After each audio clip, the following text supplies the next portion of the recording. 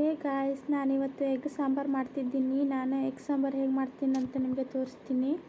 ಒಂದು ಟೊಮೆಟೊ, 2 ಉಳ್ಳಾಗಡ್ಡೆ, ಸ್ವಲ್ಪ ಕಾಯಿ ತುರಿ, ಅರಿಶಿನ ಹಿಟ್ಟು, ಕೊತ್ತಂಬರಿ ಸೊಪ್ಪು, 4 ಒಣಮೆಣಸು, ಸಾಂಬಾರು, 2 ಬೆಳ್ಳುಳ್ಳಿ, ಹಾಗೆ ಕಾಳುಮೆಣಸು, ಗರಂ ಮಸಾಲ, ಉಪ್ಪು, ಎಣ್ಣೆನ ತಗೊಂಡಿದ್ದೀನಿ. ಇವಾಗ ಒಂದು ಬಾಣಲಿಗೆ ಸ್ವಲ್ಪ ಎಣ್ಣೆಯನ್ನು ಹಾಕಿ ಕಟ್ ಮಾಡ್ಕೊಂಡಿರುವ ಉಳ್ಳಾಗಡ್ಡೆಯನ್ನು ಬೇಯಿಸ್ಕೊಳ್ತಿದ್ದೀನಿ. ನಂತರ ಟೊಮೆಟೊನ ಅರ್ಧ ಭಾಗದಷ್ಟು ಕಟ್ ಮಾಡಿ ಹಾಕೊಳ್ತಿದ್ದೀನಿ. ನಂತರ ಇವೆರಡು ಚೆನ್ನಾಗಿ ಬೆಂದ ಮೇಲೆ ಒಂದು ಪ್ಲೇಟ್ನಲ್ಲಿ ತೆಗೆದುಕೊಳ್ಳುತ್ತಿದ್ದೇನೆ.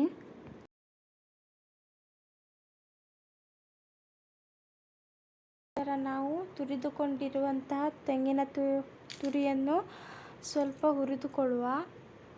ಇದು ಕೆಂಪಾಗಾದ ಮೇಲೆ ಇನ್ನೊಂದು ಪ್ಲೇಟಲ್ಲಿ ತೆಗೆದುಕೊಳ್ಳುವ. ನಂತರ ಒಣಮೆಣಸು, ಬೆಳ್ಳುಳ್ಳಿ, ಕಾಳುಮೆಣಸು ಹಾಗೆ ಸಾಂಬಾರನ್ನು ಸಹ ಸ್ವಲ್ಪ ಹುರಿದುಕೊಳ್ಳುವ. ಇದು ಸಹ ಕೆಂಪಾಗಾದ ಮೇಲೆ ಒಂದು ಪ್ಲೇಟಲ್ಲಿ ತೆಗೆದುಕೊಳ್ಳುವ. ನಂತರ ಅವೆರಡು ಚೆನ್ನಾಗಿ ತಣ್ಣಗಾದ ಮೇಲೆ ನಾವು ಹುರಿದುಕೊಂಡಿರುವ ಎಲ್ಲ ಸಾಮಗ್ರಿಗಳಿಗೆ ಸ್ವಲ್ಪ ಅರಿಶಿನ, ಚಿಕನ್ ಮಸಾಲ ಹಾಗೂ ಕೊತ್ತಂಬರಿ ಸೊಪ್ಪನ್ನು ಸೇರಿಸಿ ಚೆನ್ನಾಗಿ ಮಿಕ್ಸ್ ಮಾಡಿ ಮಿಕ್ಸಿ ಜಾರಿಗೆ ಹಾಕಿ ಗ್ರೈಂಡ್ ಮಾಡಿಕೊಳ್ಬೇಕು.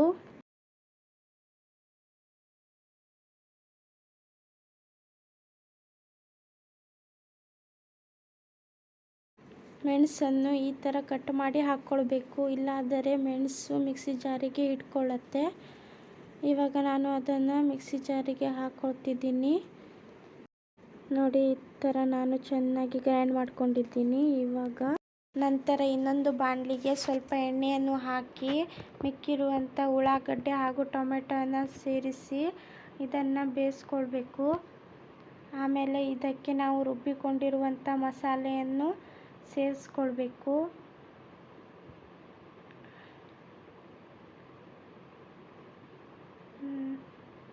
ನೋಡಿ, ನಾನು ರುಬ್ಬಿಕೊಂಡಿರೋಂಥ ಮಸಾಲೆಯನ್ನು ಸೇರಿಸ್ಕೊಳ್ತಿದ್ದೀನಿ.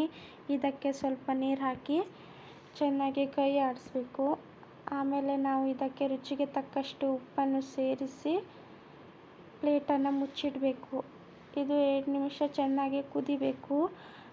ನಾವು ರುಬ್ಬಿಕೊಂಡಿರುವಂಥ ಮಸಾಲೆಯ ಹಸಿ ಸ್ಮೆಲ್ ಹೋಗುವ ತನಕ ಅದು ಚೆನ್ನಾಗಿ 2 ನಿಮಿಷ ಕುದಿಬೇಕಾಗತ್ತೆ. ಆಮೇಲೆ ನಾವು ಗ್ಯಾಸನ್ನು ಆಫ್ ಮಾಡಿ ಮೊಟ್ಟೆನ ಒಡೆದು ಮೆಲ್ಲನೆ ಹಾಕ್ಕೊಳ್ಬೇಕು. ಮೊಟ್ಟೆನ ಸೀದು ಹೋಗದೇ ಇರೋ ಹಾಗೆ ಹಾಕ್ಕೊಳ್ಬೇಕಾಗತ್ತೆ. ತುಂಬ ಮೇಲ್ಗಡೆಯಿಂದನೂ ಹಾಕ್ಕೊಳ್ಬಾರ್ದು. ಮೊಟ್ಟೆಯನ್ನು ಗ್ಯಾಸ್ ಆಫ್ ಮಾಡಿ ಈ ಥರ ಮೊಟ್ಟೆನ ಹಾಕ್ಕೊಳ್ಬೇಕು. ನಾನು ಸ್ವಲ್ಪ ಮಸಾಲೆಯನ್ನು ರುಬ್ಕೊಂಡಿದ್ದೀನಿ, ಯಾಕಂದರೆ ನಾನು ಎರಡು ಮೊಟ್ಟೆಯ ಸಾಂಬಾರು ಮಾಡ್ತಿದ್ದೀನಿ. ನಿಮಗೆ ಜಾಸ್ತಿ ಜನ ಇದ್ದರೆ, ಜಾಸ್ತಿ ಸಾಂಬಾರು ಮಾಡಬೇಕಂದ್ರೆ ನೀವು ಜಾಸ್ತಿ ಮಸಾಲೆನ ತೆಗೆದುಕೊಂಡು ಸಾಂಬಾರು ಮಾಡ್ಕೊಳ್ಬೋದು.